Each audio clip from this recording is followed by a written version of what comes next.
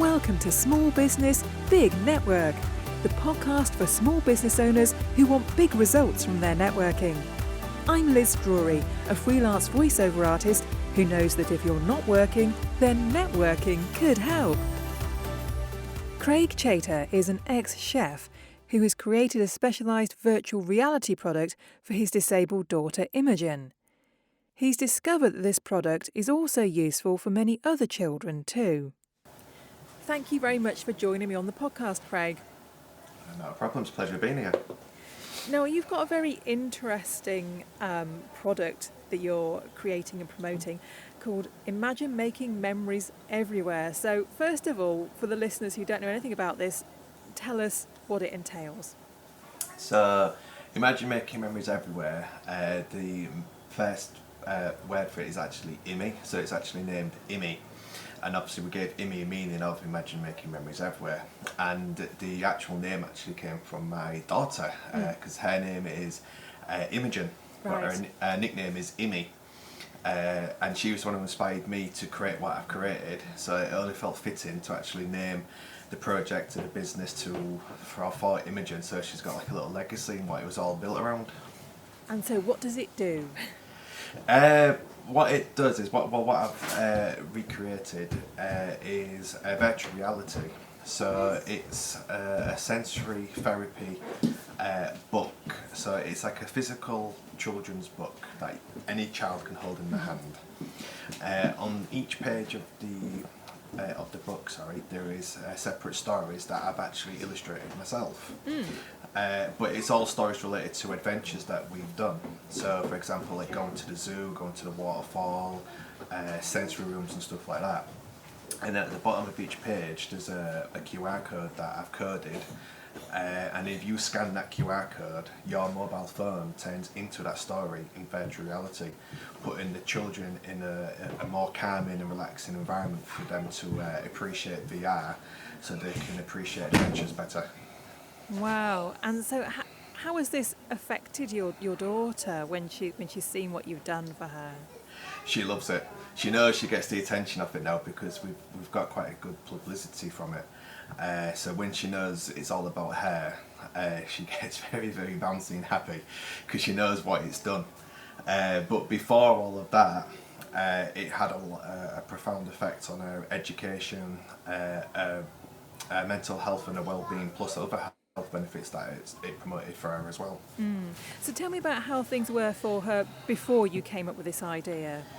When so Imogen suffers with Williams syndrome, so I can't get the words out now. So like fireworks, for example, stuff like that, too much strenuous sensory overload she can't deal with. And we had that problem on a daily basis, like if we went to the hospital, family trips, or just going to the doctors for general. And then one day I bought a simple VR headset where you put your phone into. My son was absolutely loving it, but when Imogen showed a passion to try it, she had a full-on sensory meltdown. She never vowed to use it again. And she used to struggle with like speaking, memory, walking. She had all the aspects of what a child should be doing at her age, but she couldn't. And then I kind of built it around that. So when I saw Imogen going through all these daily struggles, I was like, oh, I need to do something to try and help Imogen.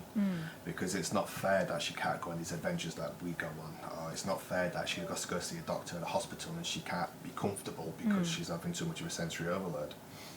And when I saw the passion that she had with VR, I said to myself, I wonder if I could create a program using VR to put her in a different sort of world, and if she has a good positive impact with VR again, then I know I've cracked it, because she didn't have a positive impact the first time. And basically after it, when she started using it with a simple program that I made to start off with, her benefits just like excelled more than even just as a dad could actually expect, to be honest. So how did you persuade her to try the VR again when she'd had such a negative reaction to it the first time? I introduced her with sounds and music because children who have Williams syndrome, every child that has Williams syndrome love music. And scientists still don't understand why they all have this similar connection to music. So I kind of implemented that into the program that I created. So I created sensory musics and sensory sounds for her to enjoy. So when I put the program on, I put it in the headset, and she was like, no, Daddy, I don't want to, it makes me cry. And then she heard the music kicking, and she was like, oh, what's that? And then she took one little peek, and within 30 seconds it was on her head, and she was in her own different world, because she got introduced to the music of it, and she loves the sounds that it was creating. Wow. So when did you realise that this might be useful for other children, not just Imogen? When Imogen's school picked up on it, I was actually doing with Imogen for about a year. Started off small, and then I built and built and built on top of all of that. And then Imogen's parents' evening commenced, and it was like, we really would like to meet the parents because, me and Jennifer as my wife, because what Imogen's doing is something that we're not familiar with, because Imogen was the only one registered with bullying syndrome within Hull. And when they saw this difference, there was like, what are we doing different at home that they can't do at school? So when I went into the parents' evening, I said to them, I'm doing this project. I called it IMME after Imogen, and it's encouraging to walk better, and memory capabilities, and maths or English or speech. Everything was just like, it was improving everything for Imogen. And it's like, oh wow, Craig, that sounds something amazing. So I literally, just at that point, I said, well, can I speak to the head teacher and see if I can trial this on Imogen's class, and they all have different complex needs. So with the parents' permission, he was like, yeah, that's absolutely fine. Come in and try it if you want to. We'll do like a little market research for you. And then I went in. I did the we'll call it a test. I did the test on the other children, and it wasn't until it came to a little boy. Now I didn't know anything about the background of these children. And when this little boy knew that, he started singing Twinkle, Twinkle, Little Star. And when I looked to my right, I saw the teachers crying. And I'm saying to myself, oh my God, what have I done? Have I done something wrong here? It's like full on panic mode instantly, thinking this kid was going to have like an anxiety attack or something. And I said to one of the teachers, I said, why are you all crying? And there was like, you don't know the full background of this little boy, but we've been trying to get him to speak for over 2 years. Because he came from a troubled background with like foster care and social services and all that, and he just literally shut himself out from everybody. And within 30 seconds of putting the VR system on, he was actually singing Twinkle, Twinkle, Little Star. Oh, it's amazing. So, and I was like, oh my God. And then I came home and told my wife about the success that I had, not just this boy, but the whole class had a positive reaction to it.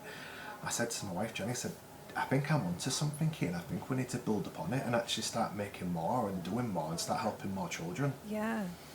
So is there anything else on the market currently that's like this, or is this a completely unique thing? At first I thought it was a completely unique thing, but I have come to discover recently that there is another company out there doing something very similar, but it's more of an educational setting. But that company hasn't really worked well for them. And when I've looked at the history and the background, they didn't have what I've got. So it is sort of still unique and different to what I've curated. And the publicity and the reactions and the support I'm getting just shows how much I've done to it and how further it can go. So is this something that you've discussed with Imogen's doctors and people in the medical profession? Yes. And what kind of reaction have you had from them? Just a wow factor. It was as simple as that. When I told them about it, it was like, oh my God, that's amazing. We need someone like this in the NHS. And I was like, oh, okay. So when I had the reaction from Imogen's doctors and their home health visitors, stuff like that, I actually reevaluated what IMME can do, and we're trying to make it a product where it can provide a health service within the NHS. And so how is it going to be used in the NHS? How are you going to you get it from being something on a small scale that you've been using with your daughter and her class to something that's more children can access? Yeah, so before COVID happened, the IMME project actually went viral through the BBC, and and where we met as well, through networking. And just as I was getting it lifted off, obviously COVID struck, and it put a full stop. It put a full stop on everything, especially my work. Yeah. But obviously, when COVID was just easing off in about August, September time last year, I got introduced to a program through Barclays called the AHSN, which is the Academic Health and Science Network. And you had to apply for this. You had to apply for it through an application process, and they pick 10 companies through a pitch interview, and these 10 companies have to benefit or have created something innovative for the NHS and the health sector. So I got told to go on it, just like with potluck, to just try it. I know you're changing what you've created, but let's just try it, see if you can get into it anyway, because it'll be really beneficial for you. So I did the pitch, and unanimously I got voted in straight away. I was one of the 10 companies that got voted in. Brilliant. And it was a 6 months accelerator program to evaluate what we've created. Is it suitable for the NHS? Put a regulatory status on it. And then in March we actually did a pitch in front of a load of like MPs with the NHS officials, a lot of high-end people. And IMME actually got selected the best company within those 10 companies that got selected. Wow. Which gave us a case study to introduce this into the hospitals as a medical aid. And literally as we speak right now, and I've literally just done an email before we started speaking of this conversation, where it's just been successfully introduced to Leeds General Hospital's children's ward, where it's getting evaluated as we speak right now. That's brilliant. So what would the next step be after that? You know, if they find it positive for their patients, which it sounds like they will, what will happen next? What will happen next? We go into further development. I have got some people I'm speaking to invest in, so we can further develop this and actually start creating mass production of this to start rolling it out into the healthcare system. Brilliant. And what kind of feedback have you had from other parents, you know, like the kids in Imogen's class, or you know, other children that have tried it? They all love it.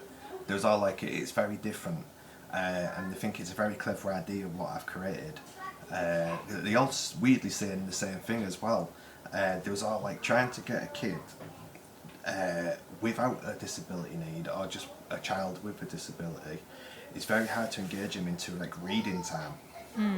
Because with technology like dominating the market, and every kid wants a tablet and a tablet or a smartphone or whatever, so if it's a smart device, they'll always choose the smart device. I mean, my kids are exactly the same. They'll choose a smart device over a book. Yeah. But they've all said the same thing. They said what you've created by combining both of them two elements together is very unique, because you're giving our kids the opportunity to read again, knowing that they've got a treat at the end, because the phone has to be taken out to make that story come alive for them to see it. Yeah. And how many stories do you have now? We're on 12 at the minute. Again, COVID did slow me down dramatically, and with things finally going back to normal and places opening up again, production has started again. Because what we create, it's not a computer-generated VR system. We try and look for adventures that children can't visit. And for example, a waterfall, exactly the same with my daughter. She can't visit a waterfall because of the walks, the rocky paths. It's not suitable for her wheelchair. Yeah. And just the noise as well from a waterfall can trigger a sensory. Yeah. So I've literally just finished doing this production, went to a lovely waterfall just lately. And I basically make that adventure come alive for them. So I film everything myself, like live action, and then when I come back home and put it in production, I put the music therapy sounds in, the music therapy and also the sounds, to make it more soothing, sensory environment for them to actually enjoy. And so how long does it take you to develop each story? It varies. It really does vary. On a good week, about a week, to be honest. That's from illustrating the story to doing the production. And how are you keeping on coming up with ideas for stories? Have you got lots more ideas in the pipeline? I've got lots of ideas in the pipeline, but I've also reached out to families and friends through my Facebook page, and I basically just like put a simple question like, what would you like to see in the book next? And they're answering it for me. I'm actually listening to what the people want, and I try and relate to that and put it into the book. Yeah. And has Imogen asked for any particular stories? She has, and I've tried to keep on top of it. She asked for a sensory box, which I've just created for her. She wants to see a story about bees, because she loves the movie Bee Movie. Yeah. So she said, I want to see bees next, Dad. So I'm trying to find somewhere that has like a beehive that I can create bees with. And another one she's asked for is sunflowers. Oh, that's the right time of year. It is actually. I'm just still trying to find a place where there's a lot of sunflowers for me to go and try and make a production out of. So let's just come back to the networking that you mentioned briefly before, which is how you and I met. I think it was Chamber of Commerce, wasn't it? It was, yes. So how have you used networking to spread the word about IMME? I've used quite a bit of it, if I'm honest. Obviously, we met through Chamber of Commerce, and then obviously again COVID struck, and I'm still struggling to find a way to like network out to people. I got in with C4DI at Barclays. They let me go on their networking channel a few times, so I've networked through them as well. Capital Readiness through Barclays branch in London. They've accepted me to go onto some of their networking channels as well, which gives me more of an open branch within the UK. And I've met some good people through that as well. The FSB, the Foundation of Small Businesses, I've just recently joined with them, and I've just finished doing a network event with them as well. And what kind of reaction have you had from people that you've met at networking meetings? A wow factor. It's weird because I'm not used to people like going really silent and just like taking everything in that I'm talking about. When people introduce the businesses, obviously you have the respect to listen to what they're doing too. But when it comes to my turn, I always try and be the last person because I always get nervous. And then when I start telling my story, a lot of them say the same thing. It's like, that's probably one of the most powerful stories we've ever heard. Yeah. My background is chefing, and you've actually taken your own daughter's inspiration and you've come out with chefing to try and make something out of nothing and try and make a living out of it. And they said it's a powerful story, and they all say the same thing. I always get the wow factor. Yeah. And the next thing, I get emails after emails through LinkedIn saying, can we connect, we want to help you, we want to support you. That's brilliant. And has that led to some good introductions for you? It has, yes, actually. I've come across some really great people who have gone out of their way really to connect me with other people who can possibly help development within IMME. That's brilliant, and that's what networking's all about. It is. It's a great and useful tool, if I'm honest. Great. So finally then, Craig, how can people find out more about you and IMME, whether they're just interested in it or whether they've got a child that might benefit from it? We do have social media on Twitter and Facebook. All you've got to do is just search IMME or IMME Media within social media, and we should pop up. Even if you just search IMME Media through Google, we are now the first search bar on Google now. Great. That's lovely. Well, thank you very much for joining me. IMME sounds like an absolutely fascinating product, which is obviously doing a lot of good for a lot of children, and hopefully is going to grow and help even more people. That's the plan. Well, thank you very much for your time, Craig. No, thank you, Liz. Thanks for listening to Small Business, Big Network. If you found this podcast useful, please do rate, review and subscribe. And don't forget to share it with the rest of your network too.